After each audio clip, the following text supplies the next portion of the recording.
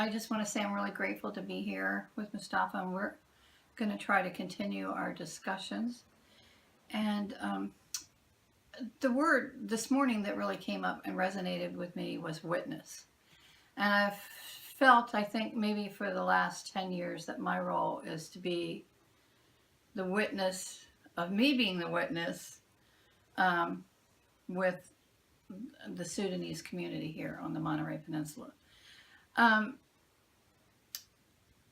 and by being the witness, what I mean is that my awareness of the Sudanese is not something that I would be able to interject into because I don't know the language, but I certainly understand um, the sincerity and the purity of uh, the Sudanese people. So what we're really hoping to do is maybe start a dialogue today about what New Islam is. And I'm hoping that Mustafa can answer that for us, because a lot of people just think that Muslim or New Islam is all the same thing. And I'm hoping that we can show that we're really all the same. At first, I would like to say how grateful I am for meeting Marty, because she represented the bridge for me with the spiritual American.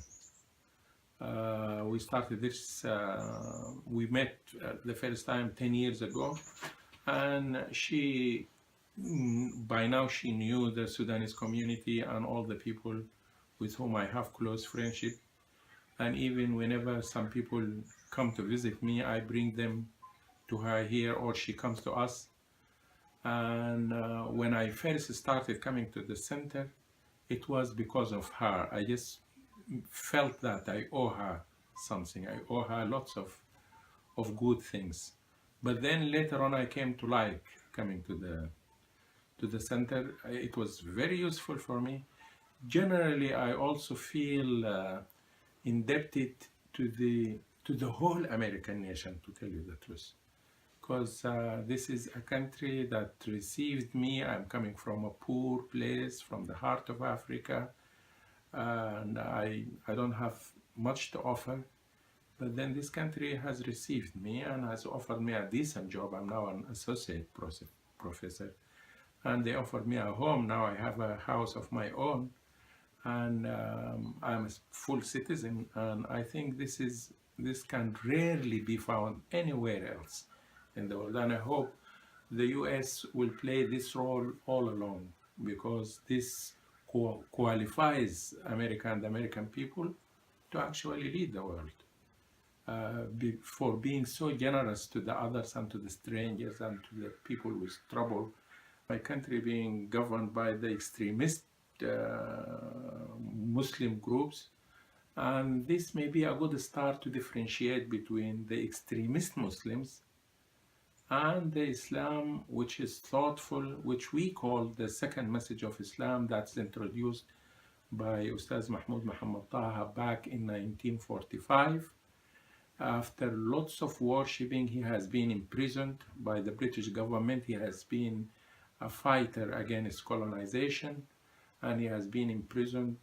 The first year was not completed. He was released after 50 days only, but then he was imprisoned for 2 years. And after finishing the 2 years, he went and closed himself up in his home to continue what he started. And he was in this khalwa, which is closing yourself in a place and worshipping, intensive worshipping, trying to find about himself, as the way he put it, rather than knowledge. He's not seeking knowledge. He wants to know what he is and what is his purpose in life. And in the end of the 3 years, he came up with his first book. He brought a contemporary Islam that is adaptive to modern life. And unlike others who has produced and written books about how to bring Islam to an adaptive version of Islam, they brought it from philosophy and from their understanding of modern life. For him, he was able to bring that out from its authentic sources, from Quran and Sunnah of Prophet Muhammad, which are the basic sources of Islam. His doctrine, which says that the Quran has verses that came first, what we call Meccan Quran, and there is the Madani Quran. The Meccan Quran, which is brought first, which is brought when the Muslims were few and helpless, it was built upon peace, upon respecting the beliefs of others, freedom. It's built upon equality, economic equality, that what we call socialism, and equality in decision making, what we call democracy with the language of today, and equality between men and men, all men of different religions, of different walks, and between men and women. All of that is already said in Quran. And I can read for the record here verses. As a matter of fact, I have a paper that I wrote in English, and I tried to publish it, and I was not successful in that. The same paper, when I wrote it in Arabic, it was published all over the place. A journal in Iraq, another journal in Morocco, the Sudanese in paper called Al Watan, and all over the internet. The paper is there, and there were it throws up this very good discussions about the Madani and the Makki ayat. While the same paper, when I tried it in English, I was not able to publish it, and I sent it to different places. And I thought, I have friends in universities, some professors, and I asked them for advice. Maybe it is the language, maybe it is, and I made it very concise so that it could be published. But then a friend of mine in an American university, a professor, told me that probably the people are not interested in it because they think it doesn't concern them. This is something concerns the Muslims. But I believe that it concerns everybody. We are no longer living in a world that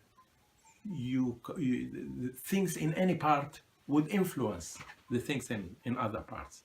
As we can see today, Muslims, what we call terrorism, is the influence created by Islam, and it is by the traditional early version of Islam. As I told you, there is the Makki Quran, and there is the Madani Quran, in which there is jihad, and in which there is enforcement of beliefs towards others, and in which there is the accumulation of capital is allowed, where it is capitalism, as a matter of fact, rather than socialism in the Makki ayat, and where the democracy is not there because it is the Khalifa who leads and they decide, a sort of dictatorship.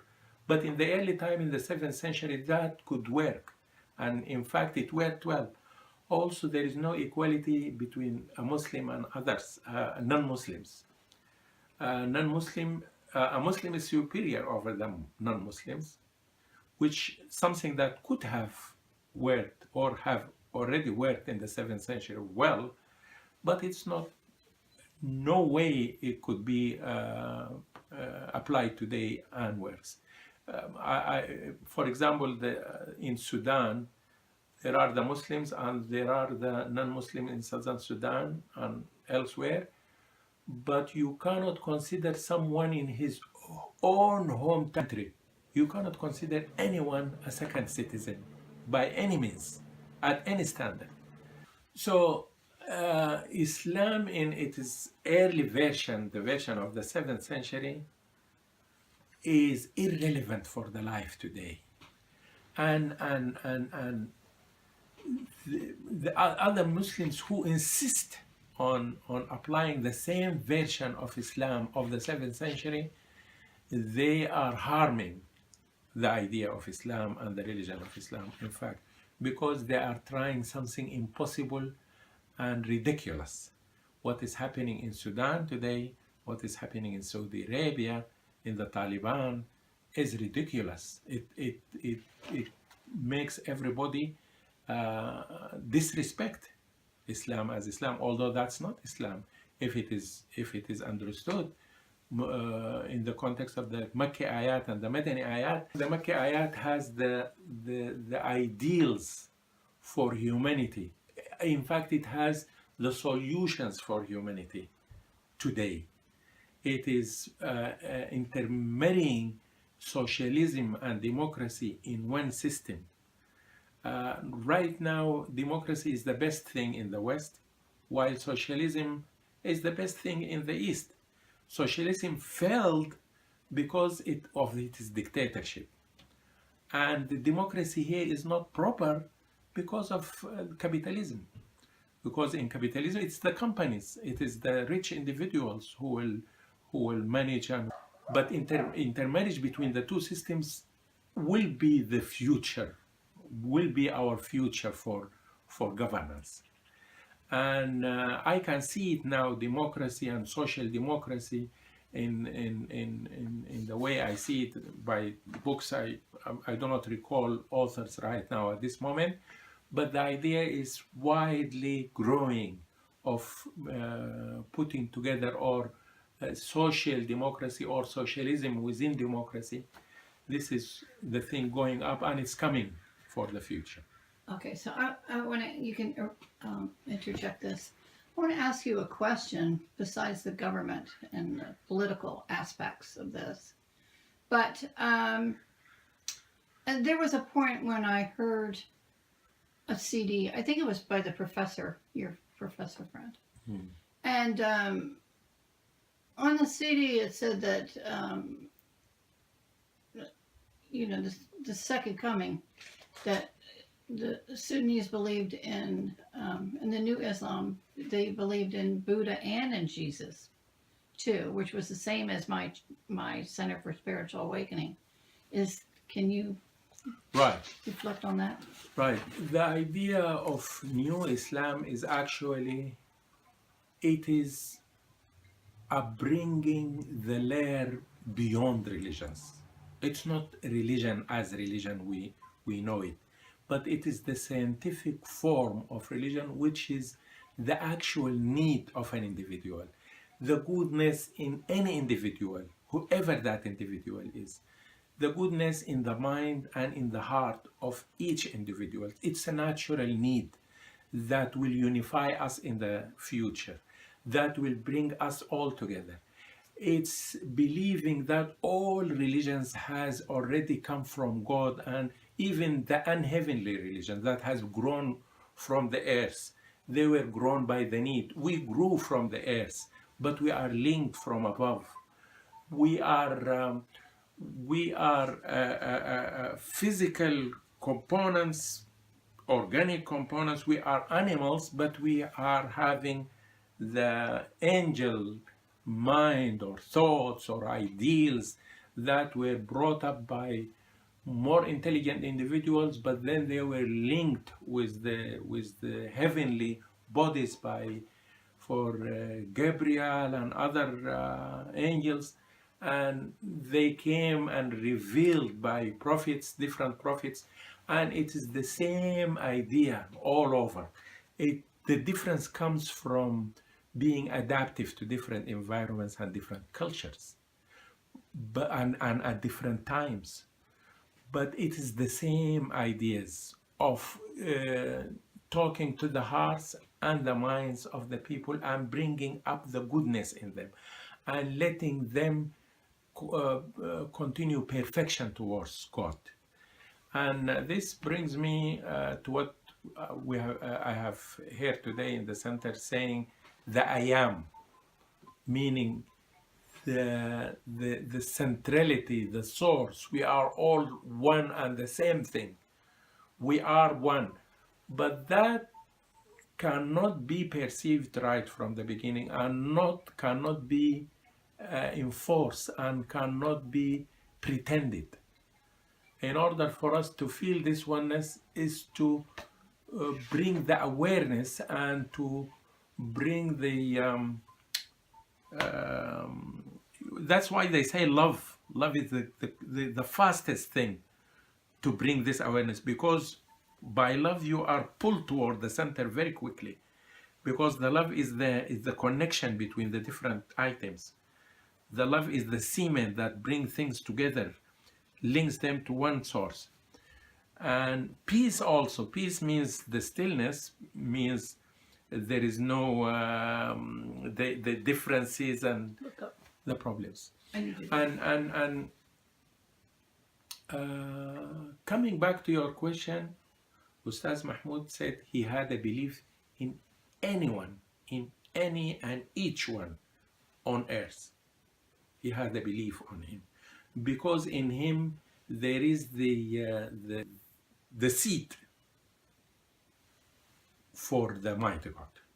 Because each one of us is going into towards perfection, and as we said last time, whenever you come to an end, then it's a new start, and this will continue after life. So if this can answer your question, but in short, the Makki ayat is the one that is proposed by Ustaz Mahmoud to humanity, which will solve the problems of humanity today, the originals, the principles of Quran. But then when people are not able to apply them, and when the 7th century cruelty interrupted, and they started the war, and they pushed him out of Mecca, when he traveled to Medina, they brought the second version of Islam, which is Medina, in which every Muslim is believing in right now. And that is why it could have been working up to the last century, up to before the Second World War, let us say, before the universe or the world felt that it is one entity. But it's no longer applicable after that. That is why the problems appeared recently. Let me read for you a quotation from Ustaz Mahmoud. He said, "The small world in which humanity lives is a single geographical entity. Fast modern transportation and communication media have connected its distant parts in such a way that time and space have shrunk. Whoever traces the evolution of life will clearly see that the global unity is the final destiny when its time comes. It is just a matter of time. The League of Nations, following World War II, was a practical step in that direction. The United Nations is as such another step. Still, however, between us and the global unity is a number of many stretched steps." This was written in 1954. So it was even before the internet and before the vast development in it's before global. Now after globalization and the internet and the cheaper and faster transportation systems, now this point became very clearly, and the expression "a small village" became very often, and we can see that time is shrinking and space is shrinking. What brought terrorism and the negative aspects of Islam is also, again, when the world came together to live together, that must bring the parts that are problematic. Ustaz Mahmoud refers to what he calls the rule of time. That is why, since an early time, Taha warned against the Islamic terrorism as an expected global hazard. He said, "Fanaticism that is rapidly spreading over the Islamic world has to be confronted with strong convictions that uncover the fallacies and immunize people against its mix-up." The universe or the world is now in the crossroads. We have developed a technology that threatens our existence, represented in the nuclear weapons. And at the same time, the same technology has created the internet and the fast communication systems that unified the universe. So we have now the choice, and both could happen. The nuclear war could start at any time. If people are not careful enough, it can start at any time. And if it happens, there is no life as the way we know it. Mhm. And the other choice is to go towards peace, cooperation, and to solve our problems. Imagine what kind of a world. There is no need even for migration from a poor world to a rich world, because every place will be well and rich. I mean, look at the Sudanese. Before 1990, they do not go outside Sudan. Me personally, after I finished my PhD back in 1988, and I went back home, I used to tell everybody that I will not go outside Sudan again. But then again, because of the instability, the Muslim Brothers, the Brotherhood, by the late 1990s, I wanted to go outside Sudan to any place. And no one can say I will just close myself in my country and I don't care about the others. Because through globalization, we are eating from the resources of other places.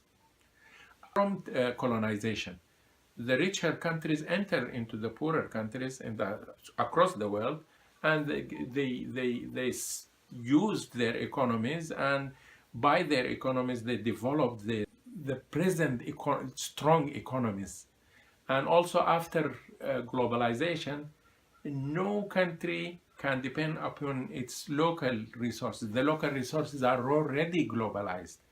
The peanuts that the Sudanese, say for example in rural Sudan, they cultivate in their villages, is sent up globally to be sold in the international market, and it will end up as a peanut butter to be for sandwiches of school kids in Australia or in Europe or elsewhere. So the globalization did not let a chance for people to live separately, each on his place. So again, our current world is calling upon us to go towards oneness. And also by a quick evolution, if you looked at the history of humanity, you can see that it came from the Stone Age, in which one family could not stay together, because any disaster, any fierce animal could just disperse them all over the place. And then gradually people are able to establish communities, tribes, villages, and then that went into towns. And when the agriculture came, the towns went into the kingdoms, and the kingdoms into empires. And until came in Europe in the 14th and the 15th century, when they started discovering other lands. And then there came colonization, and then for the first time, although colonization we say is difficult for the poor countries, but at the same time it served to bring the world together. And by the end of colonization, we came up with those countries with the present boundaries as we know it. And those countries, for the first time, are having similar government, similar education, similar economies. And then they were either the Eastern Bloc or the Western Bloc, or there were some people who were neutral at some point. And then neutrality was not possible. So lately, what we call the Cold War, it's either the Eastern Bloc or the Western Bloc. And then recently, the Eastern Bloc surrendered, and there are still difficulties and hardships and wars, and the Cold War is still there. The shadow of the Cold War is there. As a matter of fact, it is getting stronger recently. But when you read the history in that way, you can clearly see that we are going towards oneness. Mm-hmm. And the United Nations, although it is unfair. Some people are controlling over others, but again, it's for a future government that would lead us onto fair basis. And this technology, it's true, it is done by the West, through the hands of the West, but it is more a discovery thing rather than an invention thing, because the secrets are already in the material. I mean, in physics, it is so clear that those abilities, the capacities of the material to be of use like this, like for example, this camera, if it is not the capacity is possible already in the material, this could not have happened.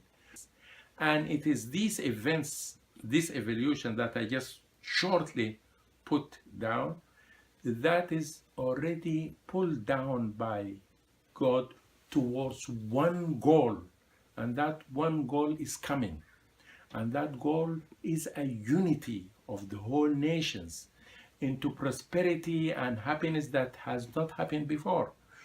We used to say by the beginning of this century, the dream of humanity used to be more technology, to go deep in the ocean, high on the space, to discover things, to discover new materials. But that has happened. That's already done. Now, the hope for humanity is peace, is cooperation. And because it's the dream of humanity, it will also happen. And it is coming. And it is not just a chaos, it's not just happening chaosly. It's within a very profound and well-made, well-structured divine plan that is coming on a step by a step. And now what we call in the different religions, what we call as the return of Christ by the Christian, or the return of Christ in the perception of the Jews, or the return of Christ for Muslims, or the Mahdi Muntazar, or the Imam by the Shia, or the Ghaus by the Sufis, or whatever you name it in the different religions, in the Confucianism, Buddhism, Hinduism, you name it, any sort of religion has a sort of a salvation that they are waiting for. And it is coming and it's imminent, and that is my belief, and that's what the new Islam is saying. They are saying the new Islam is this layer, bringing up this layer. That would happen, and that will bring the ideal governance of people, where democracy is in its full capacity. Everyone has a full decision, unlike not like right now the poor and the rich are not on equal basis on giving on making the policies. But it will come sometime where everybody is making the decision, and where also the ownership of resources by everybody through what we call the cooperative union, similar to that in Scandinavian countries, the cooperative societies, where the ownership is for everybody through shares, and the returns is for everybody through shares. And then that will be crowned by social justice. When there is no war, when there is no reason to make a war, then that will bring peace. But the religions as we know them, there is no way that they will bring peace, because the religions are built upon everybody thinks he's right and the others are wrong. And that's why they are a cause for war, more war rather than peace. Okay. So while you were speaking, what came up to me is I wanted to go beyond, the politics and beyond religion, and just into the spirituality thing. And for me, I know, 9/11 was the big one that really shook everyone in the States, and really a lot of people went into fear of religions, and but as I saw 9/11, the Twin Towers were like symbolized the end of duality. and that, you know, the outcome of all of this is that we're going to realize that we're all one. And so, looking at it, you know, metaphysically or whatever, it's very symbolic that when the towers came down, it's the end of one. And I believe that we're really going to have to go beyond religions, because obviously there are fanatic Christians, there are fanatic Muslims, there are fanatic any Mormon, whatever religion you have, there are fanatics. But what we're witnessing right now, I call it the great unraveling. It's like God's coming down with this eraser and he's erasing this, and like, this does not work. And we are going to have to weave together a new way that we all work in unison. Because I see a world without borders, and I see people going into singularity, going into oneness. And that's something that is way beyond religion, but it is not beyond spirituality. It's in enlightenment and in awareness that we will all realize that we are all aspects of God. We may not be the totality of it, but we're all, he speaks through us, and we are his instruments to self-realization, and that we are beyond our own story. So an important part is that we all do bear witness to what's happening right now, and it's being apparent that every day it's more important to stay in awareness, because what you see is not necessarily what's really going on. There is a big picture going on. And I think it really struck a very strong chord with me today when you said everything is in divine order, and everything is in divine order. And in the end, I believe war will be obsolete. It just doesn't work. Exactly. So I really look forward to our next conversation, because I have some questions I want to ask about so prepare yourself on the Sufi aspect of, because that seems to be in the United States. If people say Muslim or New Islam, there's sort of a little bit of fear. And the moment you mention Sufi, it gets pretty liquid. People are like more on the receiving end. So I'd like to know a little bit more about the Sufi aspect. And I just want to close today saying how grateful I am that we're having these conversations, and that we are hoping to open them up to other people joining in with us. So that's what I'd like to say for today.